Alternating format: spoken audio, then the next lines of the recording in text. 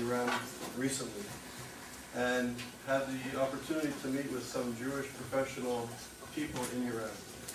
And he was telling me his experience and how basically these Jewish professional people are not allowed to go on the buses or trains. They can only take airplanes so that they can be monitored by the government.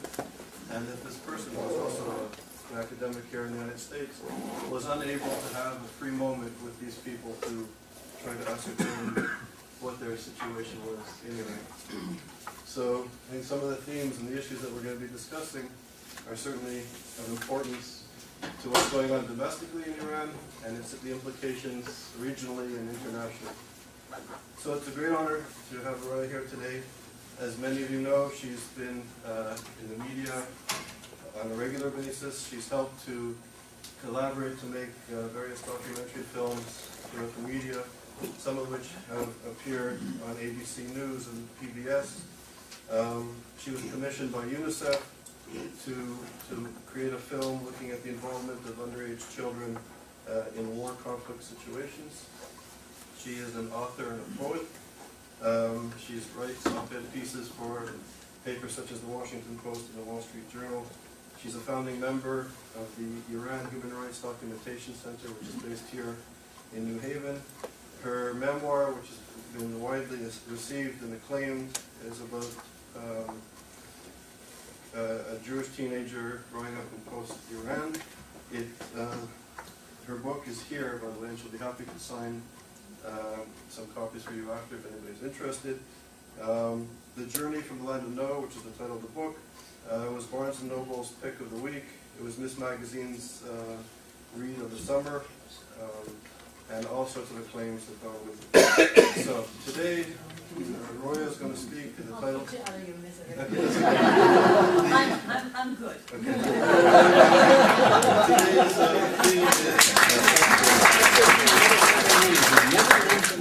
Today's title is The Case of Iran Jews Today and the Limits of the Term of Assimilation. Thank you. Good afternoon. I feel like 75% of you have been to my house for dinner, or the rest of you have seen me naked at the JCC gym. So I don't know why we bother with these introductions. I have some good news and some bad news.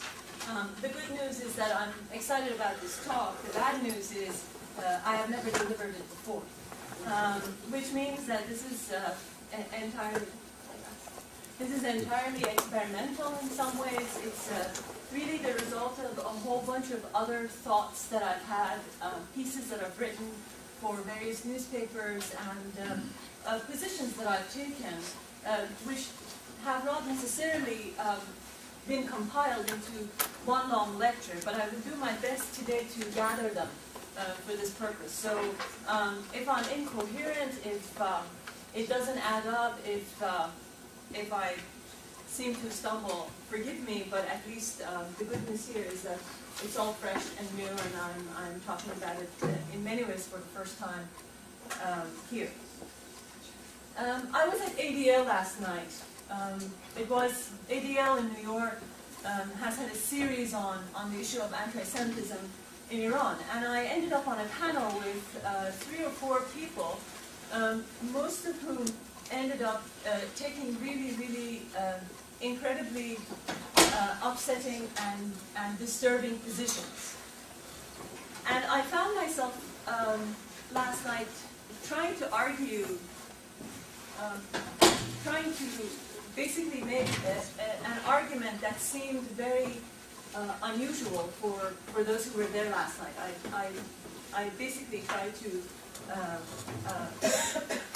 create a coup at the panel.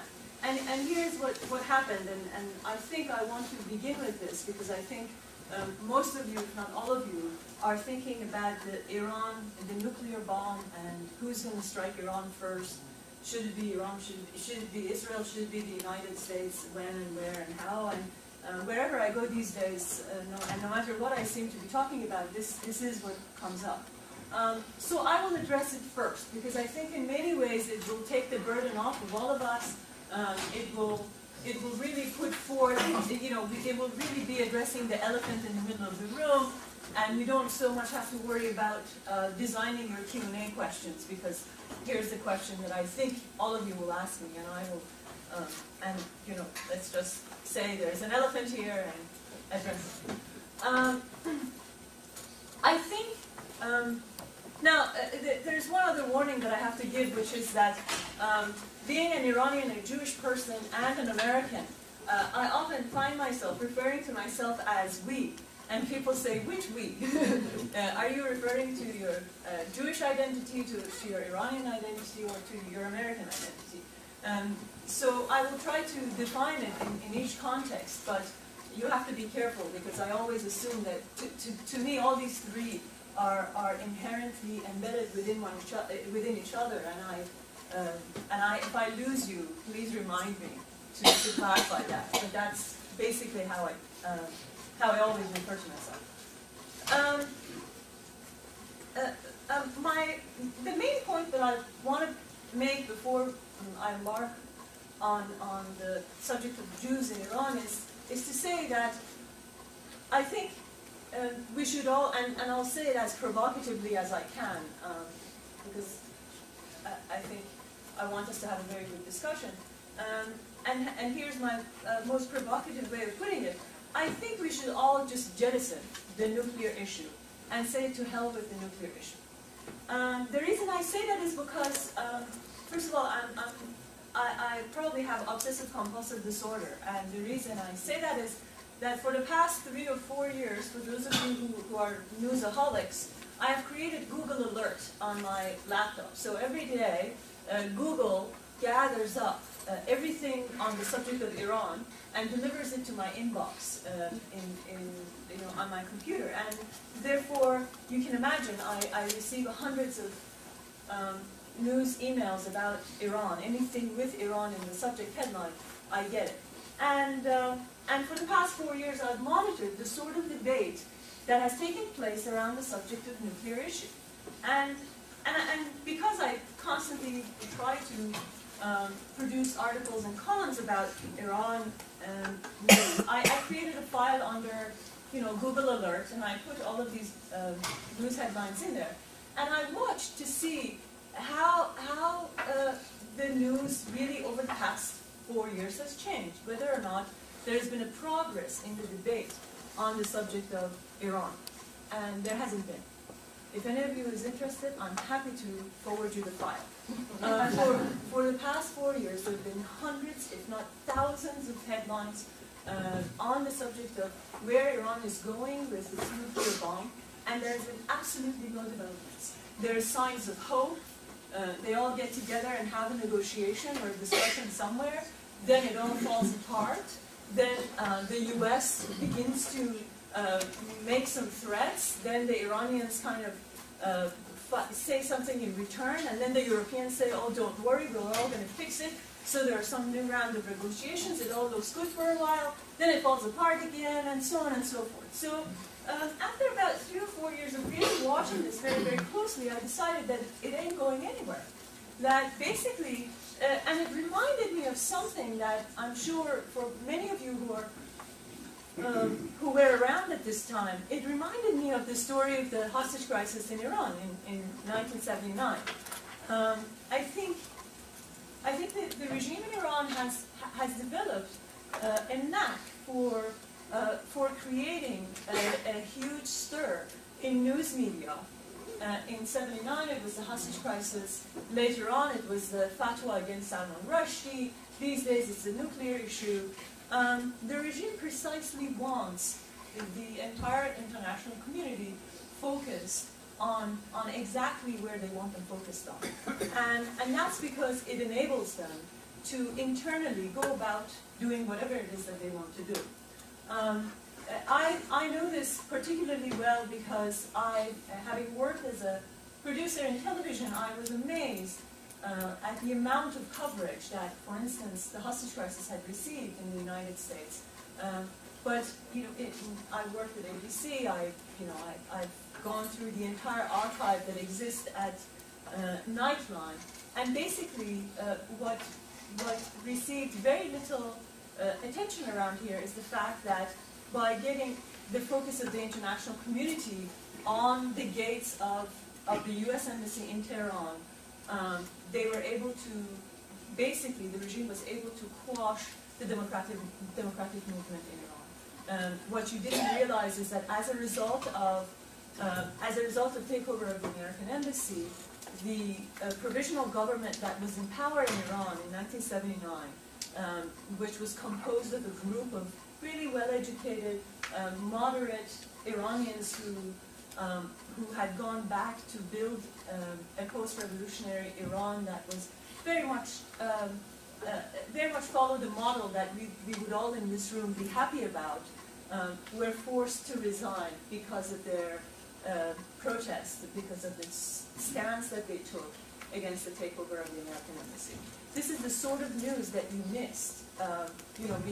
We in fact, as Iranians, lost a great opportunity after the takeover of the American embassy, and the opportunity that we lost was that by the taking of the 52 hostages, the focus was entirely on the 52 hostages. The regime went about its business, forced out the moderate liberal elements from the post-revolutionary Iran. It completely annihilated the opposition, and but the international community could hardly care because we were all focused on the 52 hostages. I think a similar scenario is unfolding in Iran right now. The world is focused on the nuclear issue, and it's only focused on the nuclear issue.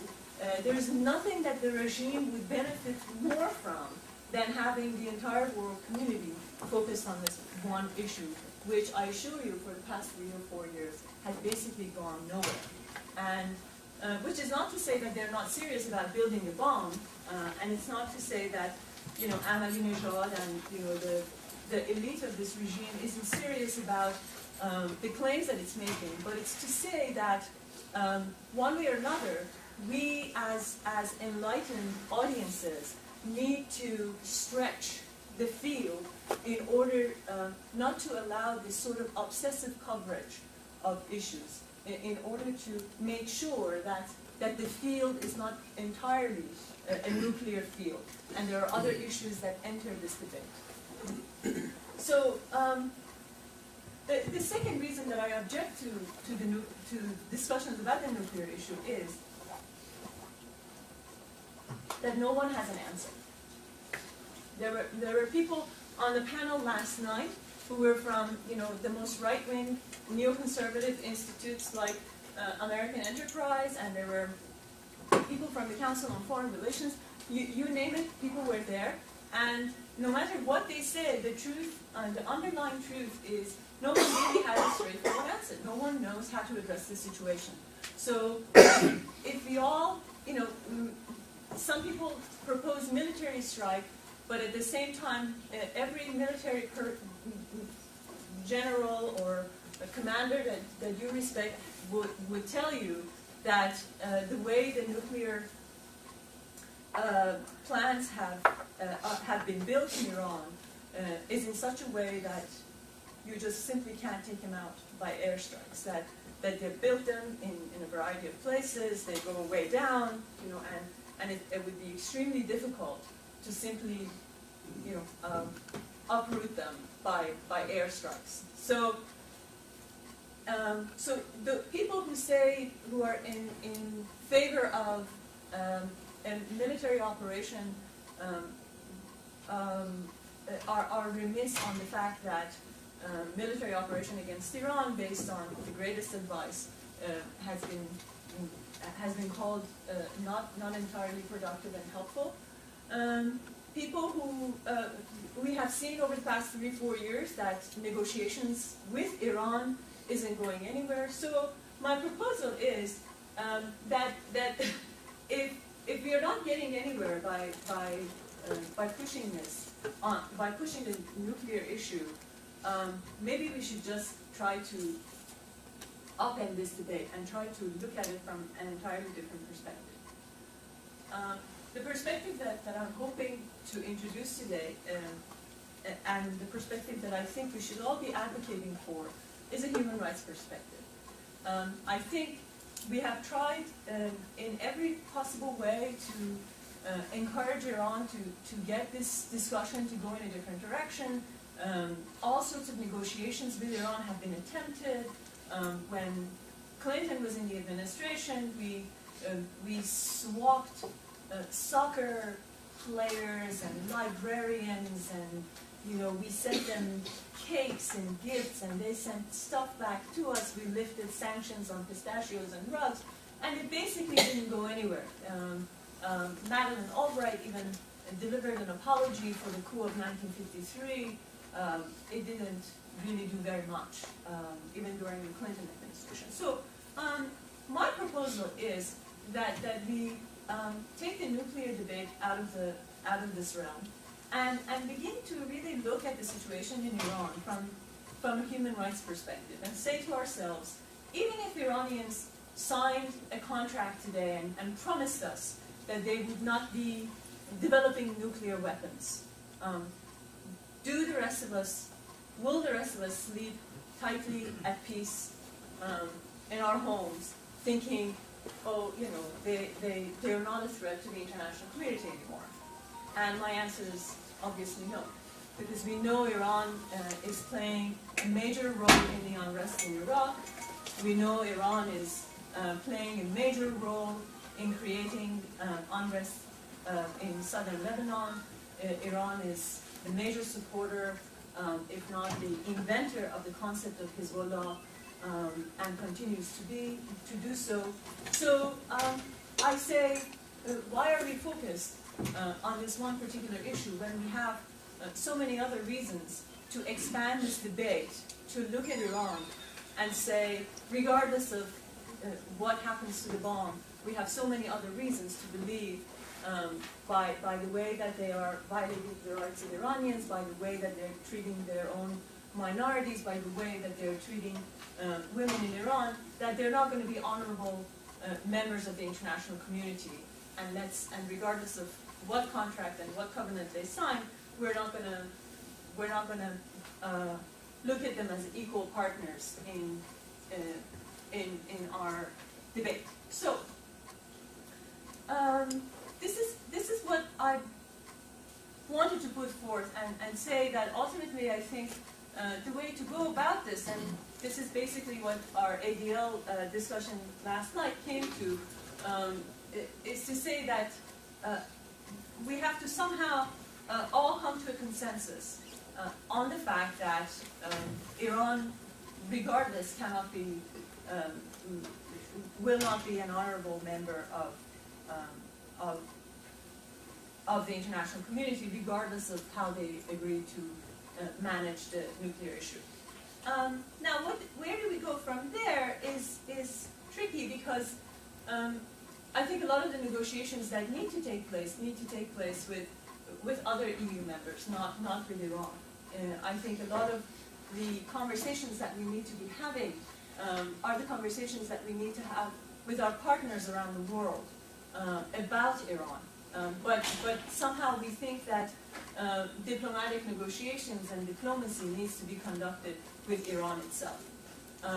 My proposal is that if we agree that we are through with, we have done all we can in pushing the argument forward with Iran, we should then go forward and try to see whether or not we can bring the entire Europe to our side, whether or not we can create a consensus among our allies as to how to approach Iran.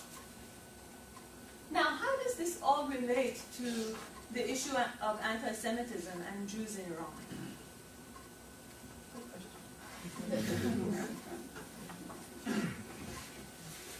Well,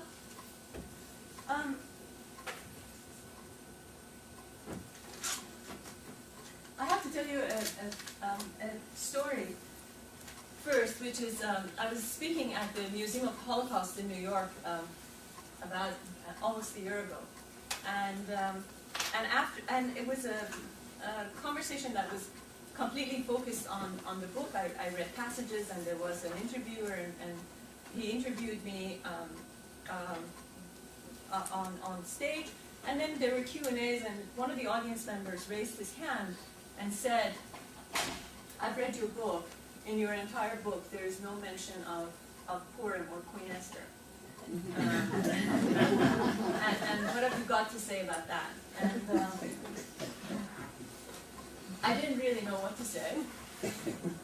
I tried, you tried your hardest, your darnest best to be polite and considerate. So the best answer I could come up with was that, she came a little bit before my time. So after this conversation, when the audience members were coming over to chat with me and get their books signed, one of them came over to me and said, "You're my hero. I have to get together with you. We have to talk. You have no idea what you did tonight. What you said to this man is one of the most important things that I've ever heard." And I really didn't think very much of my own comment. But in any event, he bothered to take a 2-hour drive from Brooklyn, New York, to come to New Haven to tell me that the fact that I had told this gentleman that Queen Esther was before my time, and in fact I had tried to really say that it's possible to be an Iranian Jew but tell a different story that doesn't include the stereotypes that you expect to always be told is something that excited him.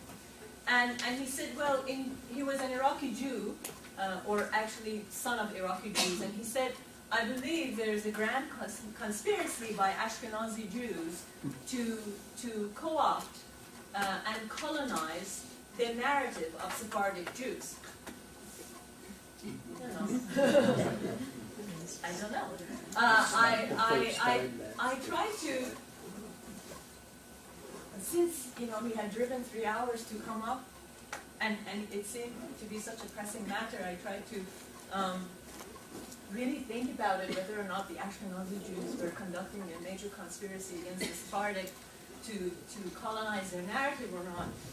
But I come from a country where conspiracy theories are abound, and I'm basically extremely immune to them. But after I listened to him, I realized that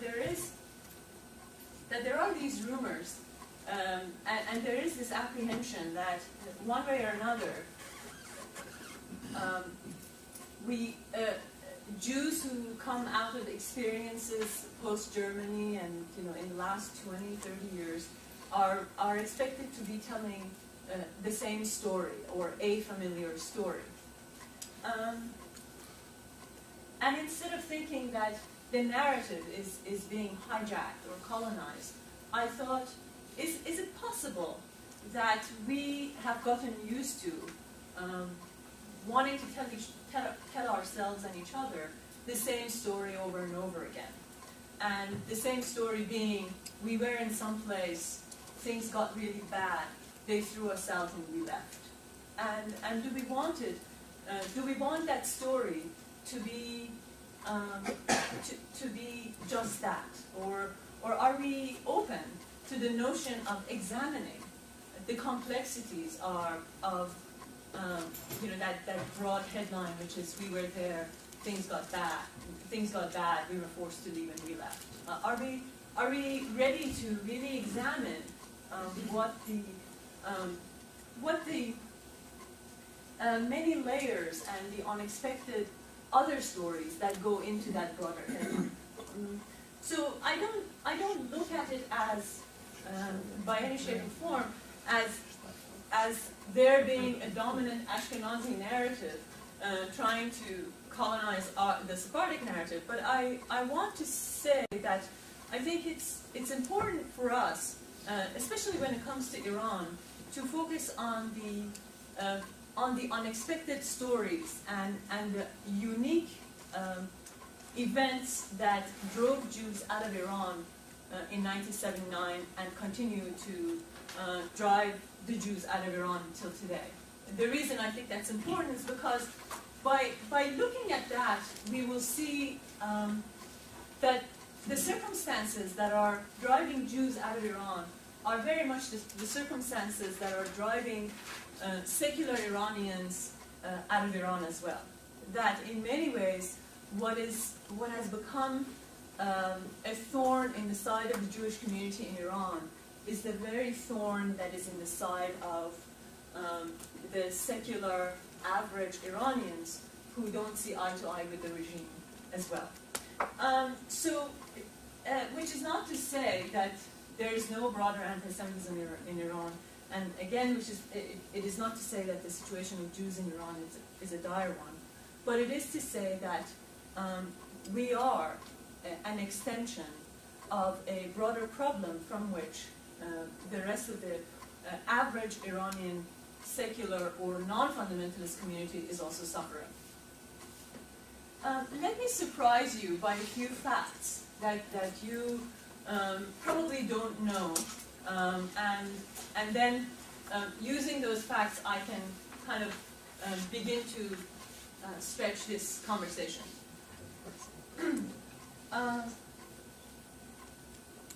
Here's a good anecdote. In 1981, music was banned in Iran. That meant that the Madonnas, the great rock stars and folk musicians of Iran could no longer play. They would not be aired on radio, they would not be aired on television, and they had no music halls or symphony spaces open to them. In 1981, I was 15, 16 years old, and I was an avid fan of Iranian folk music. There was also an organization called the Iranian Jewish Student Organization. We used to go there on Thursday evenings. We had heady debates, and on Friday mornings, Fridays are Iran's day off, we would get together at 5 o'clock in the morning and go mountain climbing. Thursday evenings, we generally invited a speaker, and the speakers were good. They delivered a talk, we asked questions, then we all had dinner together and went home. On one Thursday evening, at the Iranian Jewish Student Organization, my dream of all time came true. I sat at dinner next to the Iranian equivalent of, I don't know, Michael Jackson? I mean, no, much better than Michael Jackson, at least morally. But someone who I had absolutely adored and admired for many, many years, whose music I loved and listened to for many, many years. And he was sitting next to me, like you and you are sitting next together, and we actually, passed the bread to each other and had dinner together. And then after dinner, he performed for us. The reason he did that was because when music was banned in Iran, given that Jews were considered the people of the book, were considered a legitimate religious minority, and they were, and given that music was not banned in Jewish religion, these musicians who had no other audiences, who had no other possibility of performing anywhere else, came and played for us and for foreign embassies in Tehran. And that's the only two access to the audiences that they had. I hope I surprised you. I certainly said that in order to surprise you, to say that the conditions of Jews in Iran, even after this regime, is a very complex one. To say that they are anti-Semitic would be to try to just simplify the story in such a way that you and I can quickly say hello and leave. But it really doesn't shed light on the multi-layered, really difficult landscape of how Jews live in Iran today, nor does it really shed light on how we, the rest of us, as American Jews, should be thinking about what's going on in Iran with respect to Israel and the Jewish community. So what this requires is what we, as users and viewers of MSNBC and Fox and NBC and these fast news networks are used to, which is to try to get us to not want a quick and a simple black and white answer. Now let me surprise you once again. If you have a party in Iran and the members of the Pastaran or the Revolutionary Guards break into your party and catch you drinking beer, and you are a Muslim person, you would be hauled off and probably receive several lashings and could even suffer jail time. If you are a member of a Jewish community, they break into your home, you're having a party and you're drinking alcohol, you're good. It's not a problem. Why? Because Jews are people of the book. In their religion, in our religion, it's okay to drink, so we can't have wine and we can have drinks in our homes. Does this mean that we have cushy lives and a wonderful condition? No. No, not by any stretch of imagination. It is just to say that when we say that the condition of Jews in Iran is a bad one, we can't just make a blanket statement. We have to say, which aspect of Jewish life in Iran are you referring to? Are you referring to the progress of Jews in the academia? If that's the case, yes, the conditions are very bad for all the people, especially the Jews and members of minorities who cannot go through the moral and ethical and religious component of the entrance exam that everyone is required to take in order to enter university. The Iranian government, since the 1979 revolution, has, in my belief, has been very equivocal as to what it really wants to do with the Jewish community in Iran. The reason is, in the first few years of the revolution,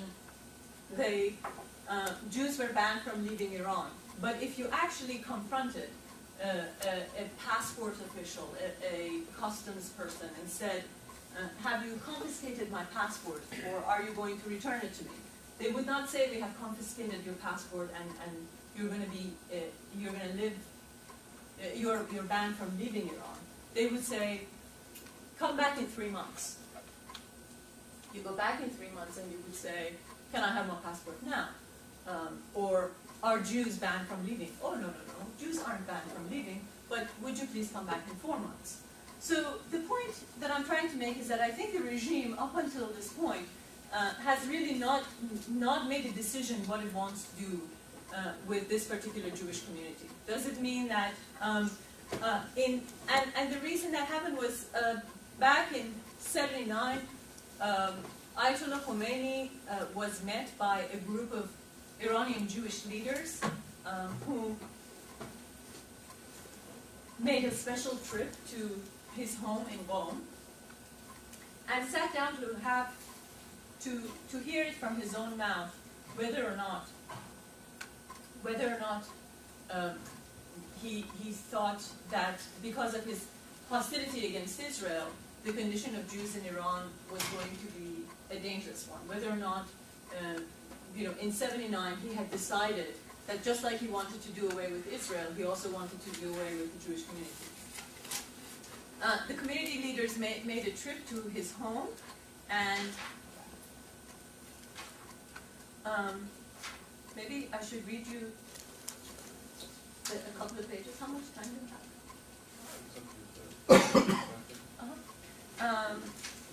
I can read you a short passage about that meeting.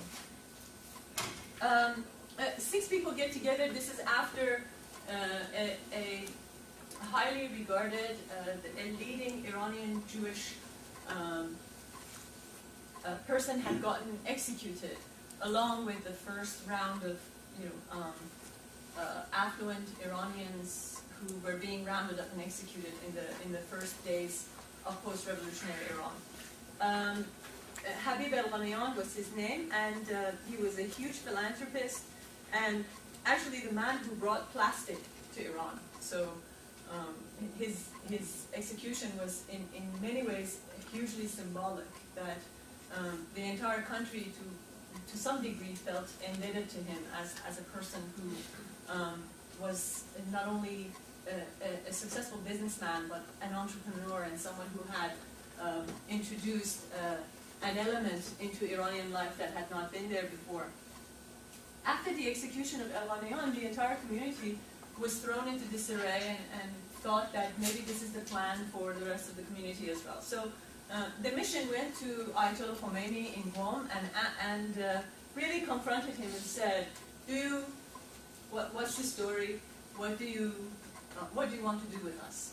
And Khomeini kept the 6 people who had gone there for about 3 hours, and he delivered a long, convoluted speech about copulation.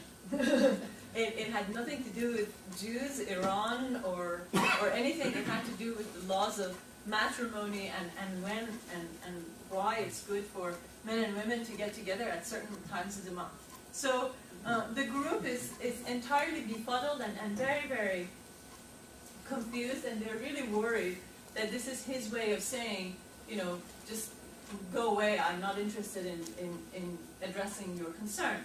But at the very end of that bizarre speech, he makes a segue and he says, in the Holy Quran, Moses, salutations upon him and all of his kin, has been mentioned more than any other prophet.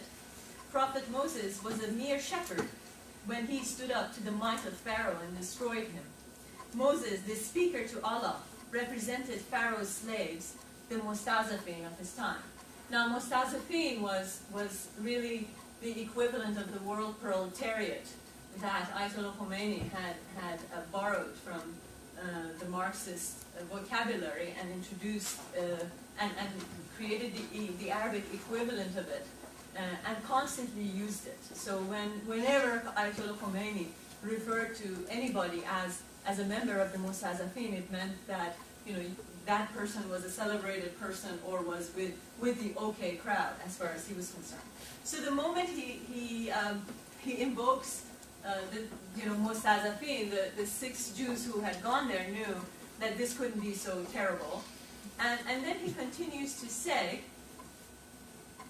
Moses would have nothing to do with these Pharaoh-like Zionists who run Israel, and our Jews, the descendants of that Moses, have nothing to do with them either. We recognize our Jews as separate from those godless, blood-sucking Zionists. Well, it sounds very harsh to you and me, here in New Haven in the United States, but at that time it was a huge relief to the community who had gone to receive some word of assurance that the plan was not to do away with the entire Jewish community. The mission brought back that one line and then painted it, that one last line that we recognize the difference between our Jews and those godless Zionists. They painted it on the wall of every Jewish school, every synagogue throughout Iran, especially in Tehran. So we used to march to our class in school looking at these slogans every morning and kind of bowing to them. So that distinction that Khomeini made early on during the revolution really was an issue of policy. And what it meant was that Jews were going to be unharmed, but that didn't mean that various opportunities were not going to be denied them. But what I'm trying to encourage us to think about is that you're talking about a country and a situation that in which Jews have being a Jewish person at times can actually be to your advantage than being a secular Muslim person who seems to be in disagreement or has a political endorses a political opinion other than that of the regime. That in one instance, when this group of the Iranian Jewish students and I went on some of you who have read my book may remember this scene that we went mountain climbing on a day that was actually a day of mourning in Iran. All of us considered ourselves radical liberals, and somewhere in the mountain, a group of Revolutionary Guard members who had tried to close the mountain. Now, I don't know how exactly you can shut down the mountain. It's sort of like, telling Niagara Falls not to fall, exactly. Or something of that sort, but they did try to actually shut down the mountain on that day, and of course, the mountain being so vast, we just, found a way up, and somewhere half our hike, they stopped us and said, you are violating the close the mountain rule today, and we're going to round you up and take you away. They took us away, and we were to the headquarters, and we were there, and they had found some books and literature on us that were unsavory by their standards, and those books and literature could have caused, could have been the very reasons for those of us on whom they had found this, for detention, arrest, at least several days of questioning and interrogation. But what happened was, somewhere along this conversation that they were having with one of us, and I among them, they discovered that we were Jewish. I had something. My mother had put a piece of a traveler's prayer in my knapsack for safekeeping. Because she was always afraid that I would go mountain climbing and fall or something. So she had slipped this prayer in Hebrew into my bag, and the guy who was going through my knapsack found it and said, "What is this?" And I said, "It's Hebrew." And he said, "Are you Jewish?" And I said, "Yes." And he said, "Oh, the rest of you are Jewish?" And I said, "Yes." And he said, "Oh, Jews don't care about politics. Go home." It was absolutely, obviously untrue.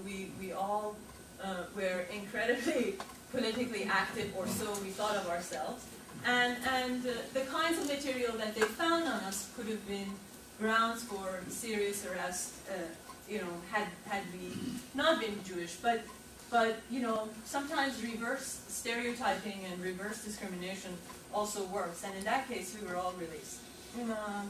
Whereas a lot of my Muslim counterparts who had been found with similar books and audio cassettes and stuff were taken away, and some I never heard from. Now, I want to end this this talk today by saying that I think Iran gives a very, very rich and historically important and perhaps unique, at least in modern times, for Jews to make a very different kind of argument, for us as Jews to make a very different kind of argument that we have never made before, or at least not in modern times. And Charles, who watches these talks on a regular basis, can tell me to go to hell because I just don't know what I'm talking about, and I would be happy to hear that. I think the opportunity that Iran provides us as Jews who are enlightened, who want to see a peaceful solution to this very serious problem, to see our own situation and dilemma precisely as what it is, as not uniquely targeted at us as a Jewish minority, but really an extension of a wider and more serious problem from which the entire Iranian society that doesn't endorse the regime is suffering from. Now, this does not take away from the seriousness of the threat that they pose to Israel or the threat that they pose to the Jewish community. But what it does is that it really reveals this very complex situation for what it is. As a situation that, after 30 years, the Iranian people at large are the people that I'm sure those of you who are following the news of Iran have seen. The Iranians are the only ones in all of the Middle East who are extremely pro-American.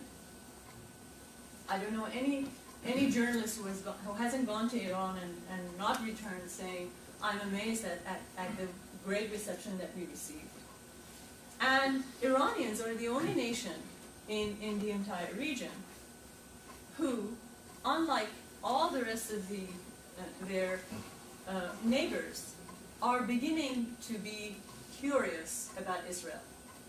I'm not saying are beginning to be pro-Israel, but I'm saying they're beginning to be curious about Israel. That's not because, you know, they suddenly have changed, you know, the textbooks and are having positive propaganda machine. It's just that after 30 years of having recycled and manufactured various propaganda and not really delivering on the promises of the revolution, the public is extremely suspect of the regime's propaganda. If the regime today makes a declaration that it's night, the public will probably think that it must be day. If the regime points to the sun and says, look, it is day, the public would probably consider that it's nighttime. This is entirely the result of 30 years of a revolution that has come to a dead end and has been unable to make its good on its promises. And as a result of it, the Iranian nation has turned into a nation that is highly suspect of its regime propaganda. For those of you who followed, let me just remind you, because I'm sure you've seen it, and I think it's relevant to our conversation, so I want to remind you, if you saw the coverage of the Hezbollah war in Lebanon over the last 3-4 months, the New York Times had a lead piece by their stringer in Tehran. And I forget the exact wording of the headline, but the reporter was saying that Iranians are the only people in the entire region who are not supporting the Hezbollah and believe that they don't wish for their government to be funneling money outside of their own borders and giving it to these other people elsewhere, because they had more needs and they were suffering economically. Why support the Palestinians when your own people need it most? That, coupled by, for those of you who read New York Review books and are fans of Timothy Garton Ash, he came back from Iran last year and said that Iranians have developed healthy curiosity towards Israel. For those of you who blog and are interested in the blogosphere, the father of Iranian blogs, the man who started the first Iranian blog, was a journalist who decided last year to hell with regime's propaganda. He was going to go to Israel on his own and see what's going on there. He did. He spent about 2 months in Tel Aviv and Jerusalem. There was not a day that an op-ed didn't print in Jerusalem Post and other major Israeli dailies, talking about this guy's trip to Israel and what a wonderful time he was having. He, of course, can't return to Iran, so he's sort of blogging from Canada, but nowadays. But what I'm trying to leave you with is that I think there is a wonderful opportunity here for us to, yes, look at Iran and the regime in Tehran with all the seriousness that it deserves, because it's a menace and it has to go. But also, you know, look past the regime and really see the grander, more historically durable change that has taken place, which is really the introduction of a movement of enlightenment from Iran. You know, if you do away with Ahmadinejad, if you do away with the president, then beneath it you have a people who 30 years ago wanted to test the dream of having an Islamic theocracy. The rest of the region is consumed with that dream now. The Pakistanis want to know what it's like. The Iraqis want to give it a try. the Afghans keep wanting to give it another try. Iranians are through. They tried it for 30 years. It was no good. They want to do away with it. They, 10, 15 years ago, one of the leading philosophers of Islamic reform came out of Iran and said, we've got to reform our religion. I think we have a fantastic opportunity, also as Jews, to look at the situation of Jews in Iran, history of Jews in Iran, and the dire circumstances of the Jewish community in Iran as an extension of the bigger problem that Iran is suffering from, and therefore find a universal cause in something that we are accustomed to just attributing to us and us alone. I'm happy to take questions.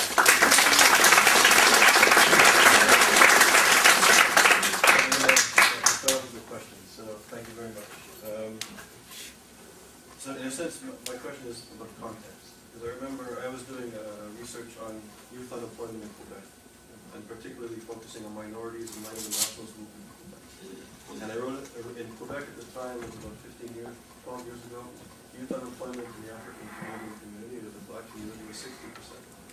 And I gave a paper at a nationalist university of Yale, at a very nationalist department that dealt with ethnicity and society. They gave my paper, and they accused me coming from an Anglo perspective with more emphasis on identity rather than the collective identity of Quebec society. And the people used deconstruction to say, well, the black youth of Montreal and Quebec are English and French. They're male and female. There's Haitians, there's West Africans, there's North Africans. So they sort of deconstructed away the community, and at the end of the deconstruction said that my paper was incorrect because the problem didn't exist because the community didn't exist. Are you just being polite?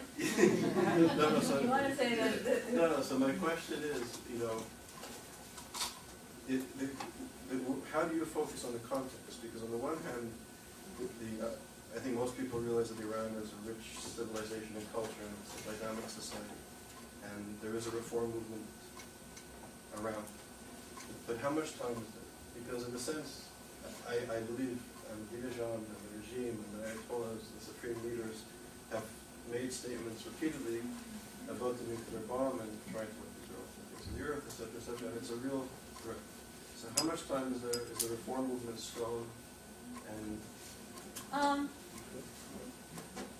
no, I mean it's a greatly valid question. Now, how much time is there?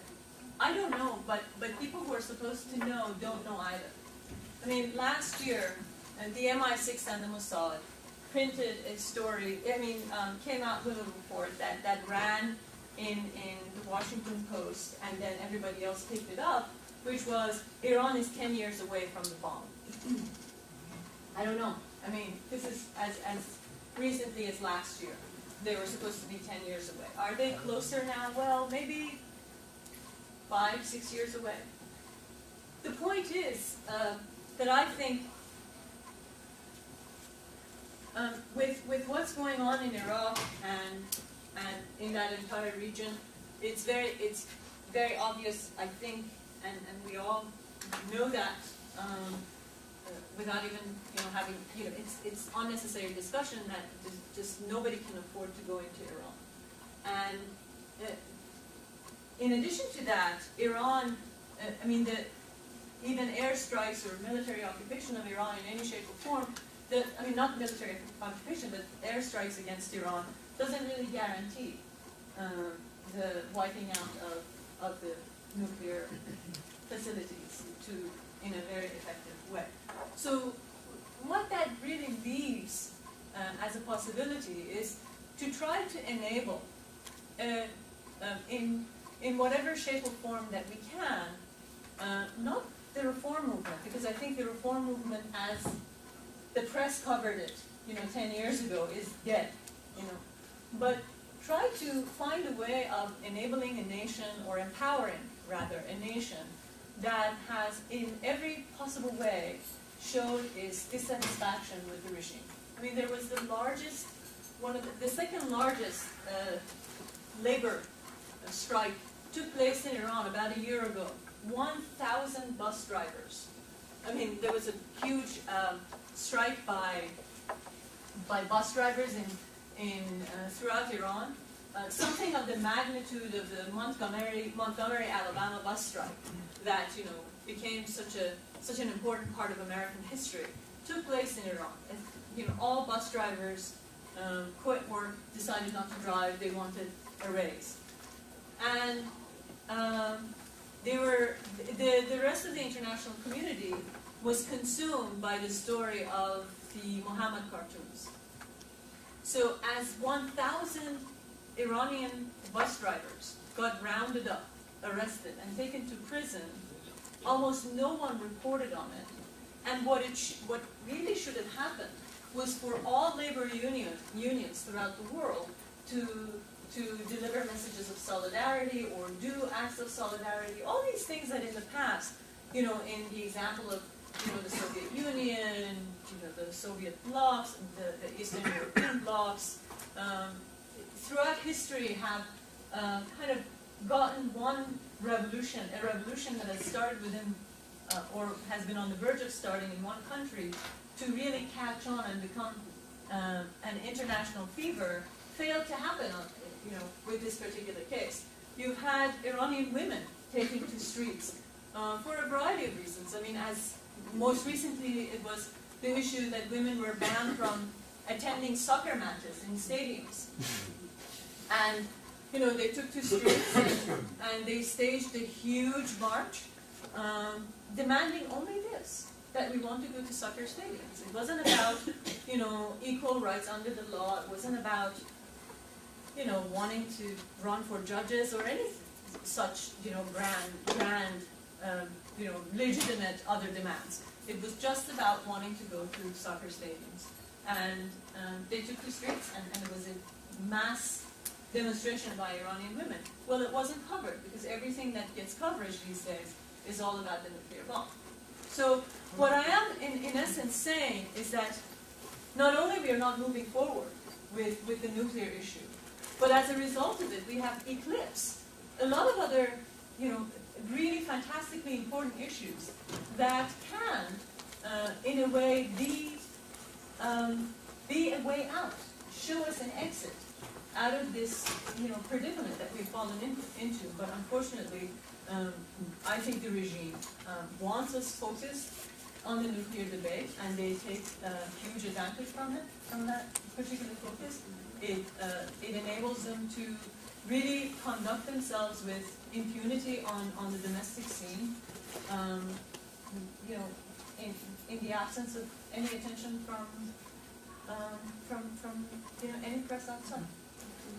Just let me interrupt for a second. If anyone has a Jeep SUV license plate 785NAM, you're blocking everybody. Trying to get out at this parking lot up above. No one has that? Roya, I have to give you a little bit of background. Yeah. I was a dean in Iran when you were a teenager between 1975-79. I was good. I want to tell you about the solidarity between this Ashkenazi Litvak and the Sephardic Jews of Tehran. Please. Every Shabbat, every holiday when I was there, I was invited to the Mashhadi Sephardic synagogue. You probably know where it is. And they always insisted they place me in the seat right next to the president of the synagogue.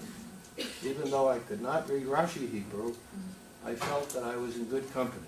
But let me now get to the issue which I didn't hear you address today. I received this email with this quote from Rabbi Marvin Heer, the Dean of the Simon Wiesenthal Center in Los Angeles. Iran is moving closer and closer to the ideology of the Nazis. And here it is. Human rights groups are raising alarms over a new law, which was passed 2 years ago, by the Iranian parliament that would require the country's Jews to wear a yellow badge, the Christians to wear a red badge, and the Zoroastrians to wear a blue badge. No. Let me let me stop you just for 1 second, because this is a story that originally appeared in a Toronto National Post. It was in Canada, right. In Canada. Right. It was a hoax, and the author had to apologize for it and try to justify himself why he had deduced from certain debates that were going on in the Iranian Majlis that this could happen. But anyway, it didn't become law, and it isn't law. It isn't law, It is but not. it's impending. Let me give you an example. I was there when I counseled many Jewish families to leave Iran. Why? I told them the story of the German Jews and the Austrian Jews who felt very complacent that nothing would ever happen to them because they were citizens of Germany and Austria. A number of families, you might know some of the families, the Brokim family, very distinguished family, the Nemetzadas, finally were persuaded to leave Iran. Now, there were 85,000 Iranians when I was there. There are now 25,000 remaining. Why are they there? They are the poor Jews who could not leave the country. Why isn't there an effort, just as Israel moved the Ethiopian Jews to Israel, to get these 25,000 Jews out of the country? They are in mortal danger. And that's my comment. I don't disagree.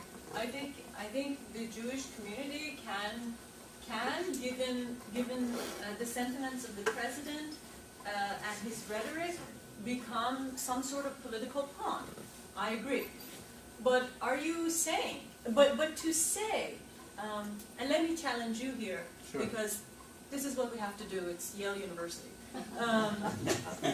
By saying that I think it doesn't help us, and it's inaccurate to, and it doesn't provide any insight to say Ahmadinejad is another Hitler. He isn't another Hitler. He wants to sound like a Hitler. He's hoping to be taken as seriously as Hitler. And he is dangerous, but he's not Hitler. Because the one thing that doesn't make him Hitler is the fact that he is coming 30 years after the rise of Ayatollah Khomeini. Maybe had he come 30 years ago in 1980, when the public really wanted, to embrace a new idea, a new lifestyle, new ways of dealing with the world, he would have had a different chance. But he's coming 30 years late. He's coming at a time when the entire public, the 70% of whom is under the age of 30, is sick and tired of politics, period. In fact, when they see me, they say, go away, I don't want to see you because you're the generation who took to the streets and overthrew the Shah, who wasn't so bad after all. And what do they want? They don't have grand political, social ambitions. They want discos, They want to hold their girlfriends' hands and walk on the streets. Much to my own dismay, they're not a really politically sophisticated, don't have really grand, visions about the Iranian society or the future. They just want little things. They want to have enough money to be able to move out of their parental homes and make a house for themselves. And they can't give a hoot about the Palestinians because they believe that their government is selling them out in the interest of a cause in which they don't feel themselves invested whatsoever. And I think, yes, the Jews of Iran are in mortal danger because there's a crazy man at the helm who may use them as a political pawn. And yes, I think they're probably extremely poor, old, and for one reason or another, don't think that they can leave or have the means to leave. But at the same time, we have to remember that the Jewish problem is an extension of a larger problem from which the entire Iranian community is suffering. We have, as Jews, aren't being singled out as just one group of people and squeezed out and discriminated against. This is a disease that, especially after 30 years, the majority of average secular Iranian Muslims are extremely disenchanted with. And I think it's very important to remember that. Hey, you've told us about the poor reporting from Iran. How much news is getting into Iran? Depends what you have access to. There's I hear that Tehran is a hub, is an internet, wireless hub. So, if you have a wireless laptop and your laptop is capable, then you can open it up anywhere in Tehran and just log on and cruise the net. So it depends on what you have access to. If you have access to the internet, there's a lot of news. Now, another thing, everybody keeps kind of banging Iranians on the head with this, saying, you don't have a serious opposition. Where is your political opposition? If the regime is so bad, where are your organizations to overthrow them and your, leaders and oppositions? Whereas, I assure you, none of us, nobody, pre-perestroika could have, even known that there was a Gorbachev in the horizon. I think, after a while, when he came out, he caught everybody pretty much by surprise, and then we all decided that, he was a great man. But Iran is on that, in a very similar situation, in the sense that, never in history of Iran, and I want to know if other people can point to another instance, have there been 22 exile television stations that are beaming into Iran from abroad, with content that is totally anti-regime. Or at least, the majority of the content being totally anti-regime. I mean, there are people broadcasting, Iranian exiles broadcasting from Great Britain, from Los Angeles, there's, one of the most popular radio programs in Iran, listened to by millions, is the Persian voice of Israel that gets beamed into Iran, 2 times a day. There are Iranians who call, there's a call-in show on the Israeli Persian Voice of Israel program that it's flooded with calls all the time by Iranians who listen to it all the time. And oftentimes, the interviewer has to answer calls which come in from average Iranians throughout Iran saying, when will you come and bomb our leaders? Well, really, that's not our plan. So would you please tell them to come and bomb our leaders? I mean, it's absurd, but it's true. So there is a wide variety of, your just regular, Deutsche Welle, VOA Persian section, BBC Persian section, and then in addition to that, some couple of dozen exile broadcasts that beam into Iran on a regular basis. So if you have a dish in Iran, you can watch anything. And the regime tried to basically, fine people for the dishes for many, many years. So people had to take them off their rooftops and plant them among their bushes in the courtyard, or find a good way of hiding the satellite dishes so that they won't be seen, so they wouldn't be fined. But it's been another one of those ongoing battles with the public. How do you respond to the contention that your argument can be turned on its head? That is, that as the reform movement grows and the regime feels more and more vulnerable, it will be tempted to, one, engage in nuclear or other foreign adventurism to unite the nation, and or to engage in anti-Semitism, which is always in fashion, so as to find a scapegoat. So, I mean, reform itself can give rise to the very things that you think reform can ameliorate. But that you can make that argument about reform Just about anywhere, fair enough. So you would say, I can't step out of my apartment because I can get hit by a bus. Yes, Okay. that's always a chance that societies run because they want to do something great. That's sort of the existential comment you can make on about anything when we want change. I think the important thing is actually not even Iran within the next 10 years. Look, Iran has provided a movement that because we are living through it, we are unaware of its significance.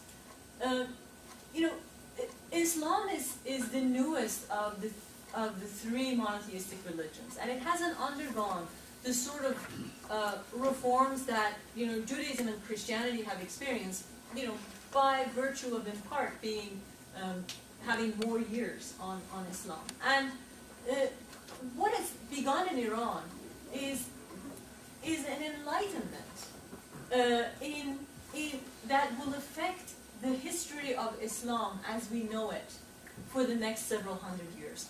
The most interesting, intriguing debates in Islamic philosophy have begun in Iran and are going on in the Islamic world because of the movement that began in Iran. I mean, Iran didn't just, because Iran exported a fanatic like Ayatollah Khomeini, it is that Iranian Islamic intellectuals have taken it upon themselves to become introspective and to really look at, why they have been the hotbed of zealots such as him. So I think in the long run, it's very important, to look at this, layer of, we have Khomeini, we have Ahmadinejad, and we have all these characters. But also, the unreported story at the bottom is that some of the most intriguing debates that are going on in the Islamic world have originated from Iran regarding the reform of Islam as a religion. I'm sorry, you look unhappy. I'm unhappy because you're so relentlessly optimistic. Wonderful. I'm not going to apologize for being optimistic.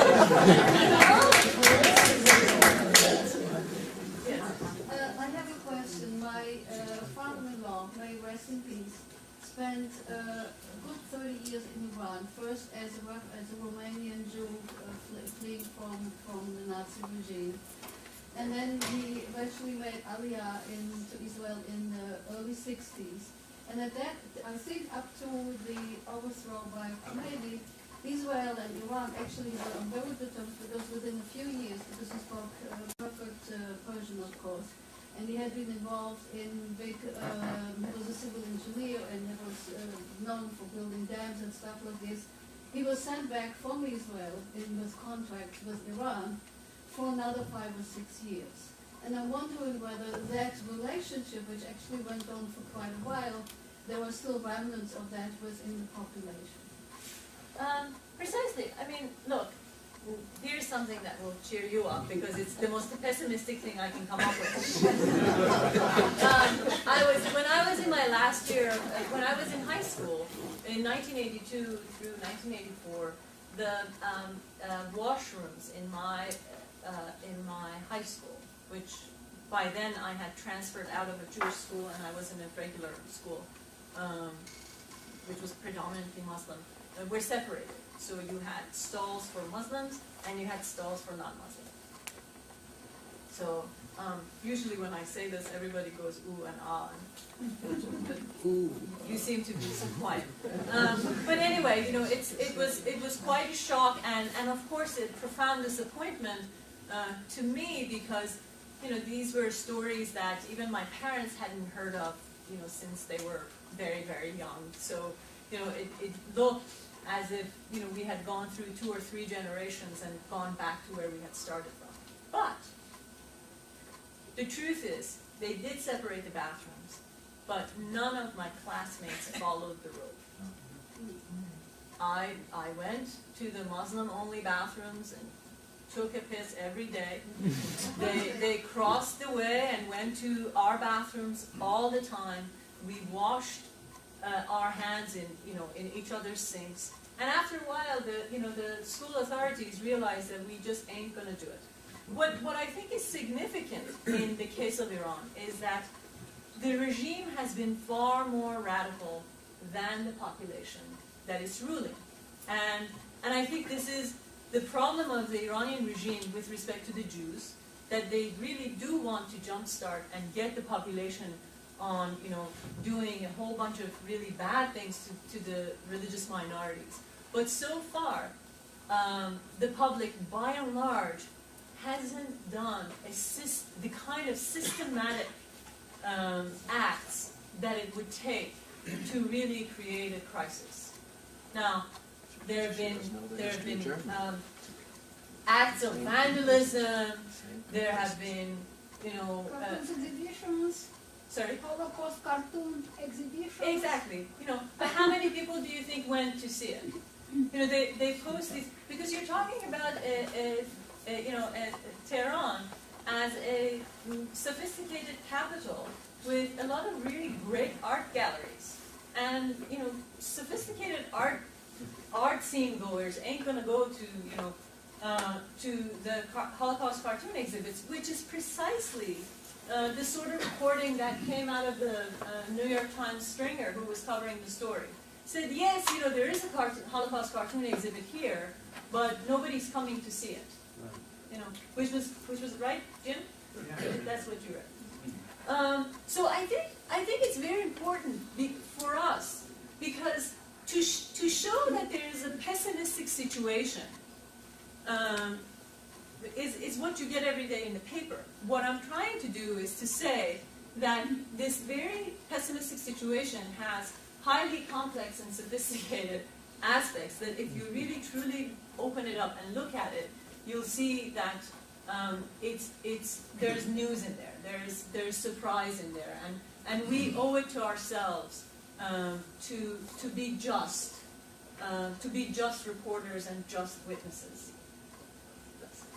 Let me accept the notion that 70% of the population wants discourse and a good life and business. Yet when we look at the history, we had a reform movement which petered out. Party didn't do very well, they weren't very effective. But it also, when it came to the next election, it was rigged. The election was rigged, so the people... This election? The last election. It wasn't rigged. Well, I thought the people who were allowed to run were not exactly, wasn't open to anyone. But that has been the story of elections in Iran since the beginning. Right. So it was another rigged election, Yeah. right. And the people who were running it were the mullahs, the ayatollahs. So my question to you really is, knowing what you know about Iranian society, where do you think the Gorbachevs are going to come from out of the woodwork? Is it going to come from the military? Is it going to come from the young intellectuals? I mean, do you have any, I mean, you're not a prophet, I know, but if you had to sort of give me some indication where this... I know several Gorbachevs. I know a couple of Gorbachevs among the youth. I know a couple of really, really old Gorbachevs from the National Front movement who kind of hung around and have survived, because the National Front is the party from which Mossadegh came, Mossadegh being the very popular prime minister who came to power in the early 50s and, who was overthrown, and then, the whole crisis that took place, and the coup of 1953 is because of the overthrow of Mossadegh. Well, Mossadegh represented a party, and his party still exists. So there are some old-timers from Mossadegh's time who are, one or two of whom are quite well respected nowadays. Now, I don't know if there would be a single person who can do this, but I think there could potentially be a coalition of all of these characters who can be a serious opposition at some point. I think the most important factor here is for the negotiations to take place, not with Iran, but with the international community, to find a way of putting all the pressure possible on the government of Iran and really delivering a message of solidarity with, when there is a labor strike, with, the bus workers, with the teachers' unions, with, various elements within the Iranian society who seem to be really cut off from the world, because the rest of the world doesn't seem to take any interest in anything but the nuclear issue. But there are, and I think in every group or strata of society that you look at, there are one or two really interesting individuals who can potentially you know, be leaders, or at least a coalition of whom can be a serious coalition. Who is the military loyal to? As you Who's- know, the I'm sorry? military. In the military, who No, I mean, the military is presumably another possible place for sure, the emergence of a Gorbachev. yeah. Who are they loyal to, the president or the Ayatollah? Well, the military has always been really loyal to a sense of the government, and a government that was dedicated to the nation. And that's in part the reason why the regime initially went about establishing the so-called Revolutionary Guards, because they wanted another group of, you know, armed men who would be exclusively dedicated to them. And so one of the problems today is that we have parallel and competing military or armed entities operating inside Iran.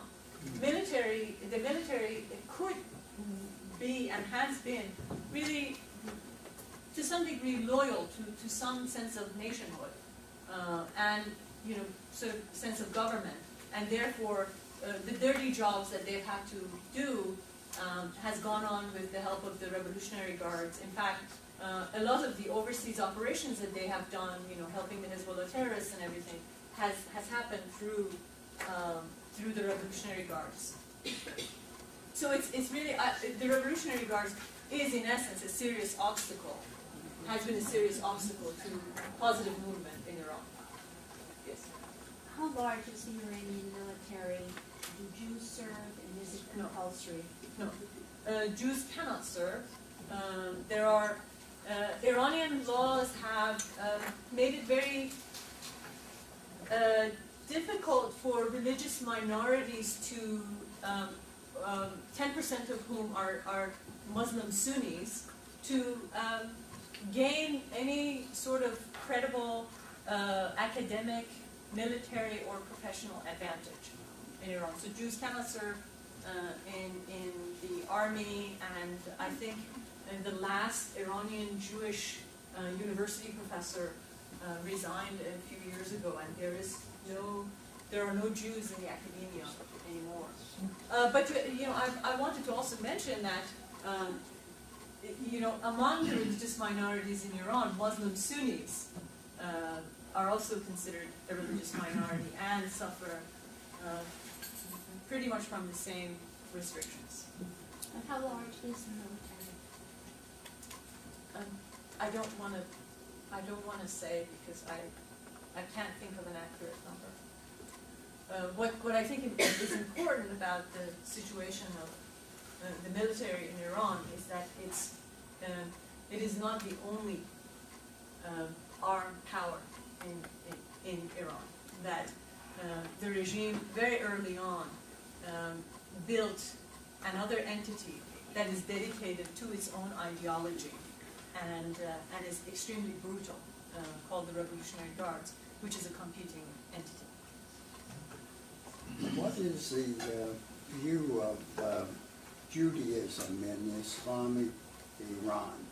That is, the Islamists in Iran, how do they regard Judaism? Is it different than in other Islamic countries? I don't want to comment on other countries because I don't know them as well as Iran. In Iran, early on,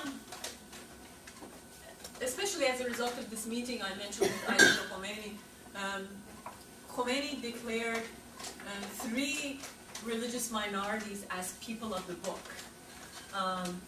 The Christians, the Jews, and interestingly enough, the Zoroastrians, who actually aren't people of the book.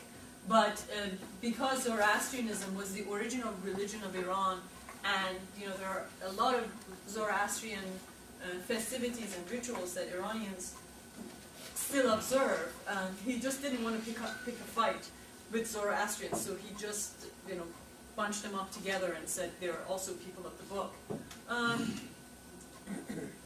Because he made that distinction. With it came certain entitlements. For instance, Jews in Iran have Jewish schools. We have synagogues. We have several Jewish schools throughout Tehran. But the catch is the schools can no longer operate with Jewish administrators. So in these fundamentally Jewish schools, the administrators are Muslim. They don't prevent you from teaching Hebrew to the students, but they really strongly discourage you because they don't like to feel that there is a conversation going on in a language that they're not really privy to. So they have no problem with religious studies as long as it's done in Persian, that they can have access to its contents. And the religious material that is being taught, by and large, are texts that either the Department of Education puts out or are texts that the Department of Education has to approve. And the schools have to be open on Saturdays, which was unheard of in my time. We just had Saturday off, and we were extremely spoiled in that way. Maybe take one more question. Sure. Actually, Sure. So I mean, just to quickly address this, there are, because Jews are considered people of the book, they allowed a certain existence, but this existence is in many ways hampered by the limitations that they put on it. Right, you didn't comment about Khomeini's persecution of the Baha'i. Yes. Why? Why didn't I comment? Right. Because I was talking about Jews. The Baha'is are in terrible mortal danger. I think the Baha'i situation could be considered a crime against humanity by people who are the experts in the field and deal with it. I think it's a shame that the world community is not more enlightened and aware of the crimes that have taken place against the Baha'is in Iran, which should not be happening in the 20th and the 21st century. Thanks. take one more and then we have to. Yes, I didn't take a question from you. Yeah. I was wondering if you commented a bit about the women's movement.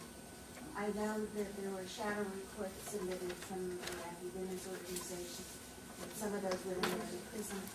There are problems with, I think, the Nobel Prize winner who has been speaking out. And one is, do the Jews outside of Iran unite with the civil human rights movement and deal with people like that within Iran? And also whether or not that movement gives its attention to what is happening to women in Iran, useful and not useful, to Jewish women and other women. Well, I think, actually this goes back to the comment, to the question that Gus had about, who are the opposition leaders that you can really point to. Well, that can be sort of tough, but what's really easy to point to is to say, look at an entire category of people, women in this case, who have been the most serious, persistent opposition groups that the regime has ever had in all of its history. And probably the most serious challenge and the most moderating force within the Iranian society have been women. Because, don't take my word for it, just look at the way Iranian women treat the forced or mandatory dress code, which is a scarf, a uniform that's supposed to be baggy and cover up to your knees and pair of pants underneath, closed-toed shoes and everything. Look at every picture that comes out of Iran, on the wires. You have these women who have this tiny kerchief around their heads. They have their bangs kind of coming out this way, and their ponytails coming out the other way. Great makeup, and then they have decided that the length of the Islamic dress code doesn't need to be all the way down to their knees. It can be, just barely under their butts. And it doesn't need to be really baggy. It can be extremely narrow and show all the curves that they have. So they have actually deconstructed, to borrow Charles's term, the concept of Islamic dress code, to the point that I think one of these days the mullahs will say, stop doing this and just, go without, for heaven's sake, because this is far worse. Suggestive and just really attention-catching. I think that the women as a gender have served as the most reformist element within the Iranian society, because just by virtue of who they have been and how they have operated, they have managed to be the most serious challenge to the regime. And I'll leave it at that. Thank you very much.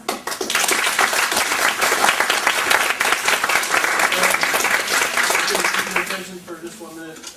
The conversation can continue informally. We're going to have some wine and drinks here. And Roya has agreed to sign some books if anybody's interested. And just to let you know, next week, Professor Milton Shane is coming to the University of Cape Town, which is an interesting case study maybe of Jewish involvement in larger issues. A significant minority of Jews are engaged in the anti-apartheid movement. And so it was interesting, very interesting. So anyway, I want to thank you very much for a very important presentation.